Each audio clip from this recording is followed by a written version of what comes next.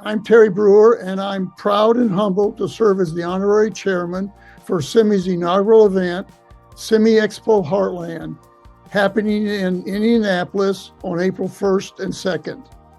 This event will highlight smart manufacturing and smart mobility, two transformative forces driving innovation in our industry. As the founder of Brewer Science, I've had the privilege to be a part of those transformations.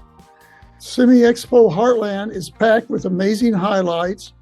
We're bringing you a lineup of expert keynote speakers, covering everything from smart manufacturing to smart mobility to the area of workforce development, which in itself is transformational.